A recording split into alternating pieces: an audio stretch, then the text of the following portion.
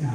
Okay, So basically, sir, you can use the, in our experience, you can use the liquid in treating the pond, the aquarium, and so on. So we advise you to use the liquid, not the ball. But there's also worries from other users of the Mabuhay ball because the Mabuhay ball is clay. So other think that it will add to the siltation of the area.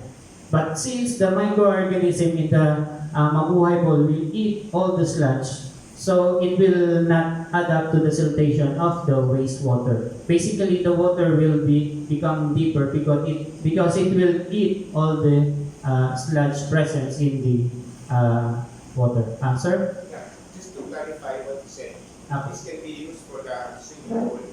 To my understanding, no, because it's got chlorine. Okay, so normally these Mabuhay balls, or we call that the mud balls, is only ideal for water that does not have chlorine. Just to clarify that. Yes, sir. Yes, sir. You probably have been reading in the papers the last few days that there are towns along the lake shore of Laguna Lake that are, having a bad smell because of the algae that's decomposing or whatever. Now, is there a way for your EN solution or anything like that to be applied to that actual problem right now? So in our case, since we are based in Rizal, so we are around the Laguna Lake. So we don't go directly to the Laguna Lake, but we start by dropping the Mabuhay ball in the water source. So in the small steros and creek. So just like for instance in Amono River, it is 4.5 kilometers of estero, and then we drop around 20,000 Mabuhay ball in that area. So as early as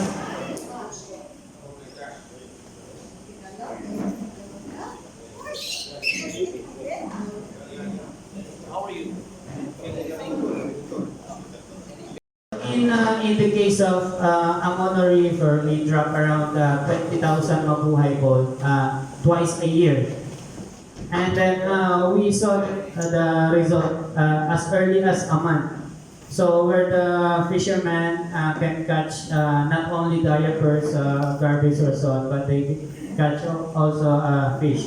So the water becomes clean, and then it is clear. And there are also some instances that children are swimming over it. So we begin by introducing the Mabuhay ball in the water source going to the lake.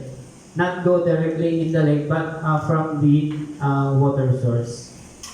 That's our case. And the same also in Metro Manila. Esteros. We begin by dropping the Mabuhay ball in the esteros, canal, creeks, and so on before going into the larger water areas.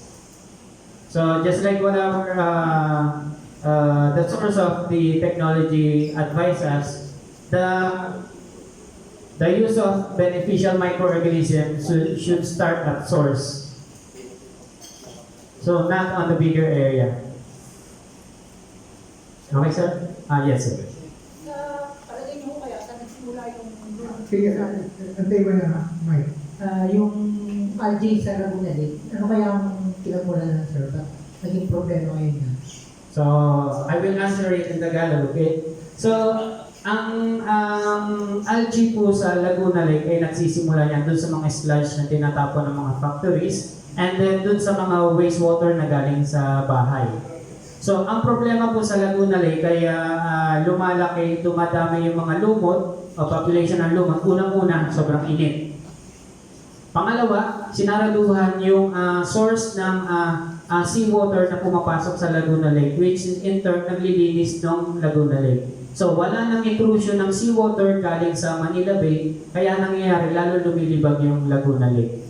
kung makakapasok ang seawater sa Laguna Lake, mawawala ng problema sa mga lumot, mawawala ng problema sa water lily. Kasi ang water lily hindi nabubuhay sa salt water or sa brackish water. And then nagkakaroon din ng intrusion or nagkakaroon din ng population ng mga isda na nabubuhay sa brackish. Pero dahil sinaraduhan na yung Laguna Lake, yung intrusion ng seawater, and then tuloy-tuloy yung dumping ng wastewater. So sabi nga po ng ibang eksperto, Laguna Lake ay isang malaking septic tank. Ito ang pinakamababang portion around Laguna, Rizal, Cavite, Manila. So dyan lahat pupunta ang wastewater. So kung mai-introduce ulit yung seawater sa Laguna Lake, and then mababawasan yung mga pollutants na pumapasok sa Laguna Lake, so malilinis. Pero sa kaso ngayon mukhang suntok sa buwan. Kaya mali ang paglalagay ng dams. Paglalagay ng dams sa rivers, sa Pasig River. Kasi hindi nakapasok sa water. Yes. Ganun din. Tama. Okay. Okay, go ahead. Okay na po? In our case, we are using, just like what Sir Dennis mentioned, we are combining the use of beneficial microorganism or IMO or EMAS and then Mabuhay Ball. Because we already have testing on this using Mabuhay Ball, using EF, using the combination and the other one, the last one. So just like the reaction earlier, so we are using Mabuhay Ball, but basically you can make bricks. So just like in the practice of Japan and other countries, they're using bricks, and then they're putting it on the flooring of the wastewater. So the bricks will not move. And there are also some queries, why make only balls and then why only make bricks? Can you make another form, new shape? So basically, we launched this Mabuhay for all season. So it will be enthusiastic, energetic, for relaxing for some. So we can drop Mabuhay Ball, Mabuhay Star using Christmas season. We can drop Half Moon during the Idil Fitr, Idil Adha, or something like that. So Mabuhay Donut. Mabuhay Donut if the group loves to eat donut. Or you can drop Mabuhay Heart during Valentine's Day. So there is no excuses, we can make that. But as of now, since the Mabuhay Ball can be easily made, so we are promoting the Mabuhay Balls. So that's the easiest. This is the easiest. Unlike the other shape where you need to make forms or something like that. Because it is made by hand. Why don't you make it in stick form so vertically, it's more coverage? In stick form, a pole, Mabuhay poles. It can be made, sir. Depending on the request of the other parties or the institution or organization. So, but as of now, we are focusing on the goals. So, The reason why is that because you can stick it to the ground, Yes. it will not go. yes. So, just to give you an idea how the Mabuhay Ball is being made on a community level. So here, the youths, out of school youth or in school, are gathered around in a small table, and then all the materials are there, and then they are just simply making it into a ball. So on this part, I am making the mixing of all the materials. And then after mixing it with the proper proportion, proper ratio of the materials, and then I will pass it to the table where the children and youth will form it into a ball. So the standard size is the tennis ball. But when you weigh the Mabuhay Ball, it will weigh around 200 to 250 grams on a wet, on a newly made Mabuhay Ball. But when it is already dried and ready for dropping, it is already 156 grams. What is the life in the water? In the water, it will stay underwater for 200 days. And then after 200 days, it will disintegrate because they are producing plankton. Some of them will be eaten by the fingerlings or other fish. So it will not add up to the siltation of the silt. So this is newly made.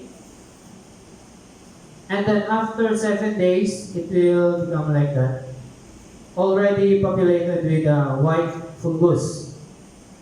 So earlier, so there's a question about black fungi. So that's why after 14 days, there is a quality control over the item.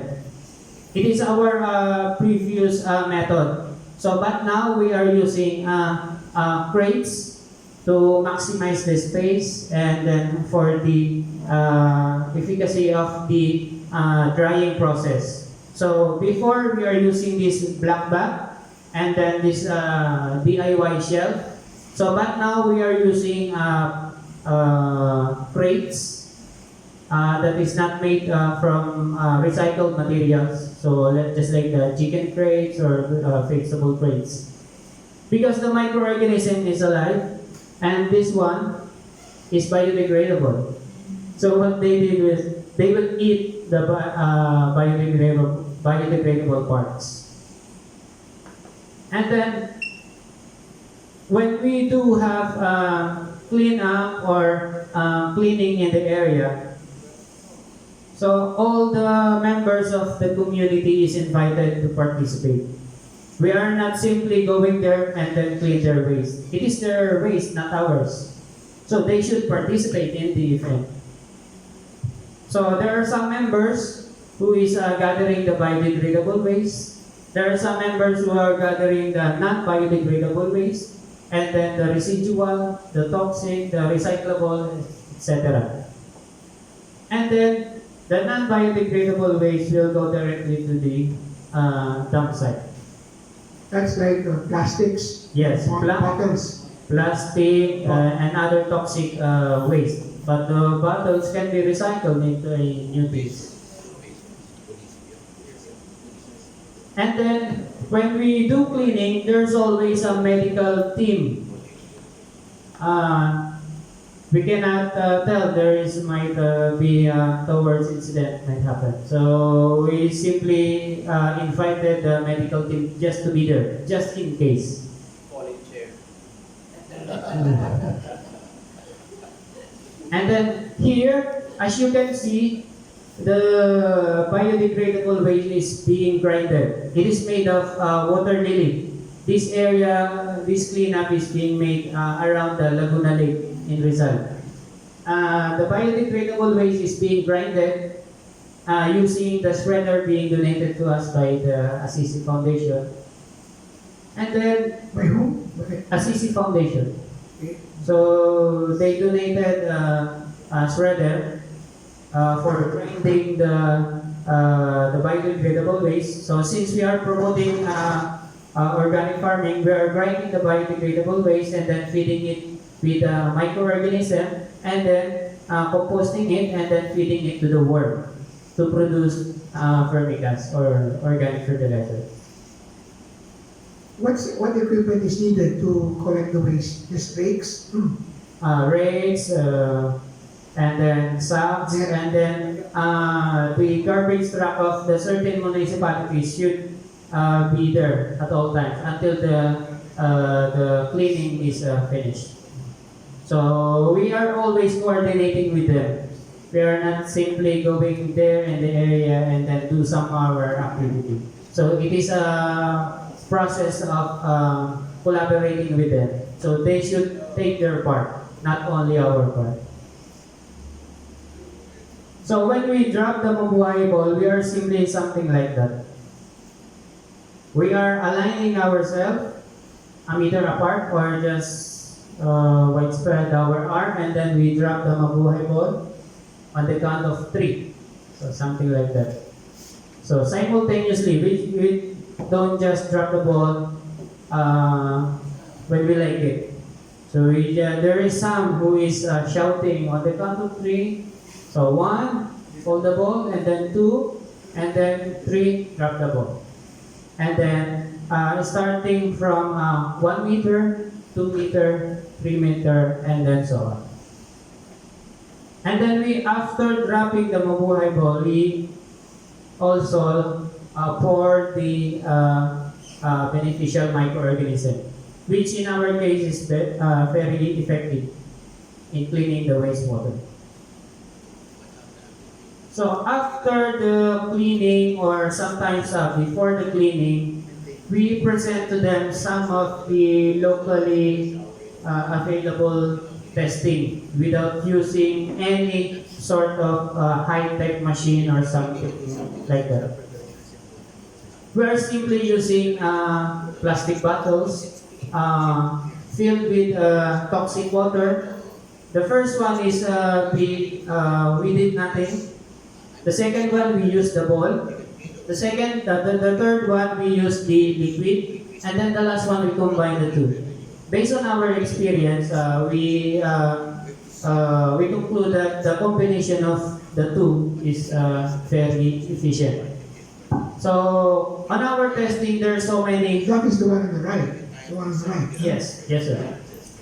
So there are so many questions about the efficacy of the Mabuhay ball. So we partner with different institutions to test the efficacy. We partner with the Adamson University, we partner with the DNR, we partner with PRRC, and then the private group, which is the Mac Union Laboratory, to test the efficacy of the Mabuhay ball. And then all of them, the results are into positive side. So we are, the focus of the microorganism is on the pathogenic microorganism and then cleaning the water. We are not yet on the stage of checking if it is high in lead content or something like that. We are just focusing on the ammonia level, fecal matter, total suspended solid or something, biodynamic substance or something like that. So the dropping in the community will something look like this.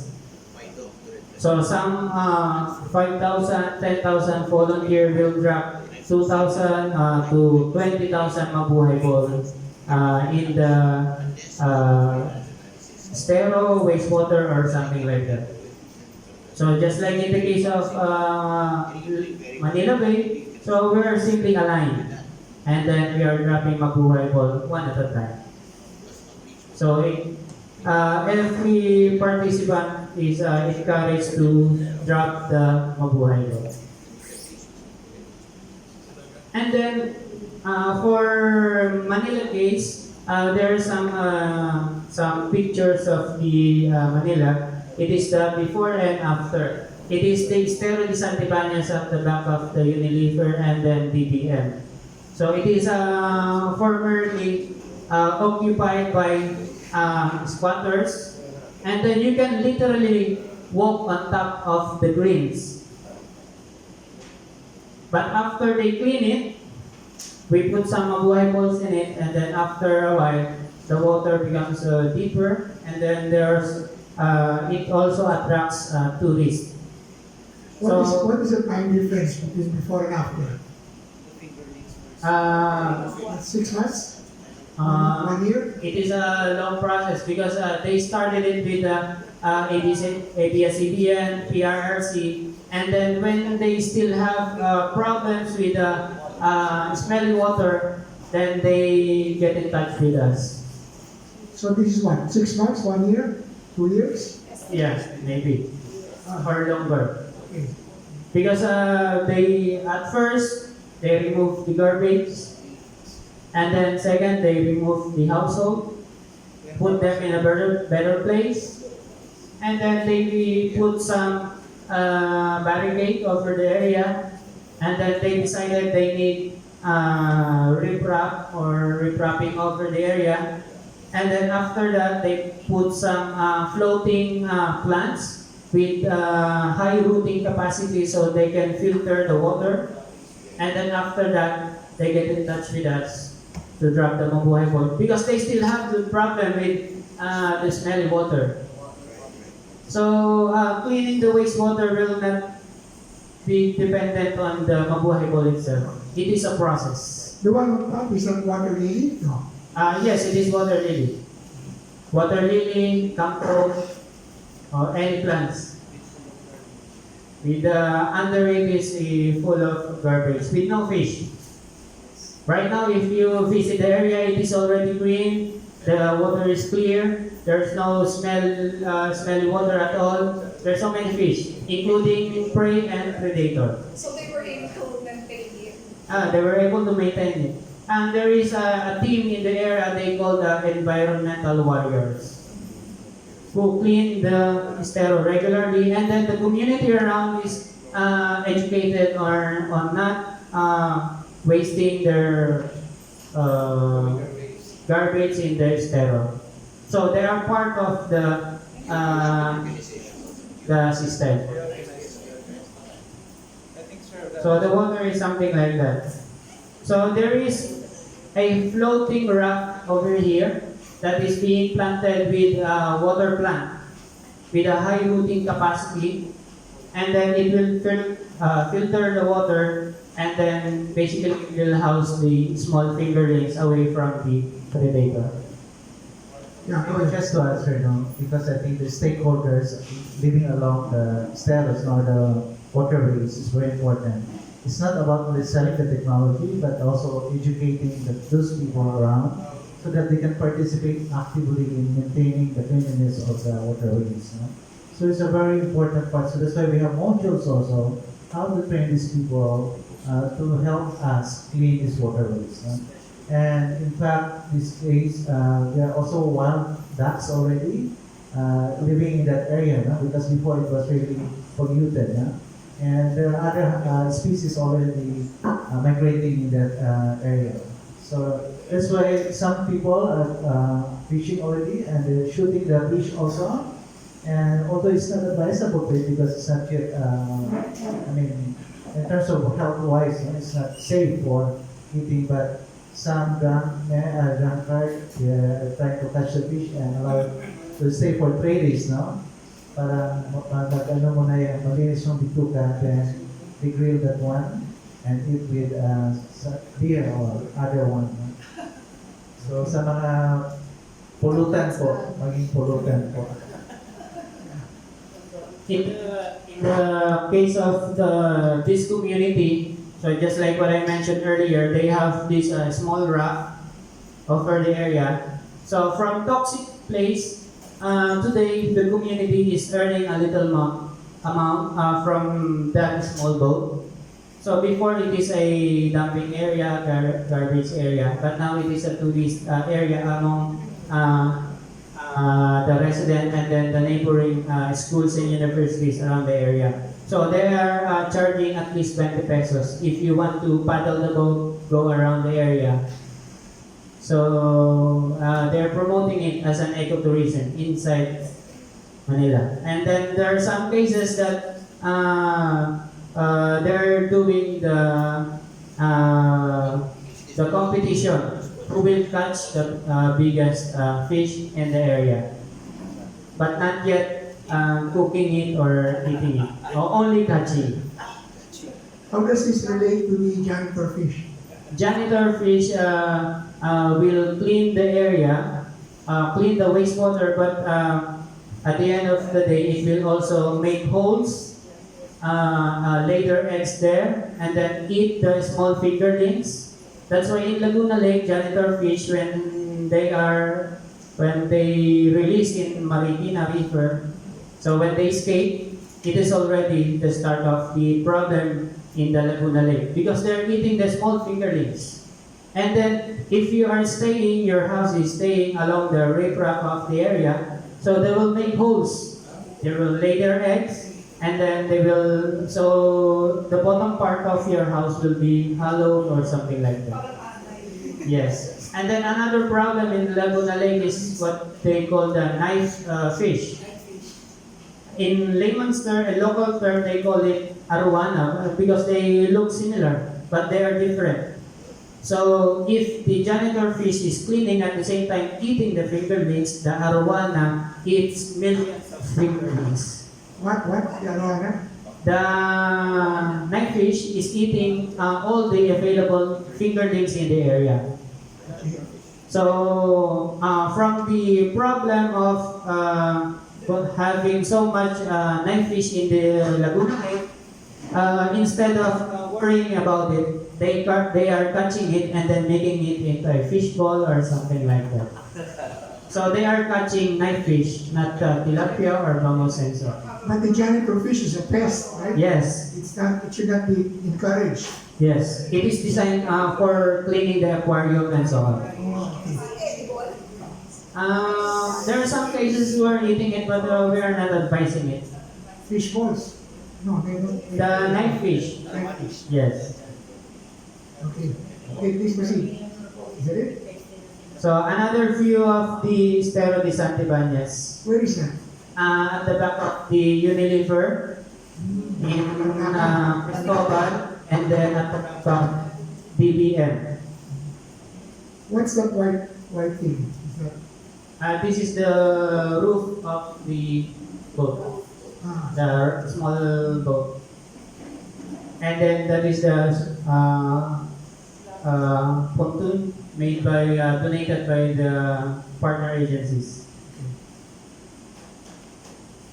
I know that you have so many questions, and then from our experience, we have so many insights about this approach or this program. So coordination is very important in the children and youth program. We are not simply going there, clean the area, and then leave. So it is a continuous process. We need to educate them. We need to encourage them to join. We need to let them understand what the pollution is all about and then what they can do about it. And then sustainability will not only be applied to the project level. It's not that when you implement the program, it is okay, but see you next year or see you next project cycle. So it is a continuous process. So when we are introduced to the community, it's not just simply selling the Mabuhay ball. There should be a collaboration with certain groups, with the barangay, local leaders, on how to lessen the pollutant in the area. And then from our learning, we simply said theory without practice is failure. So that's why in ASI we call it praxis. So practice without theory is mistake. So for you to be successful in a certain project, you need to combine theory and practice. So I know there are so many questions in your mind, so that you cannot ask today. So you can email us or contact us in this information. Sir Dennis Batoy, and then our program coordinator for the youth, and then yours truly is as an agricultural specialist of the school. Okay. And then also my partner, Robin Jan Castillo, is now focusing on the Mabuhay Ball. Let's give them a round of applause, please. Okay, shoot the first question.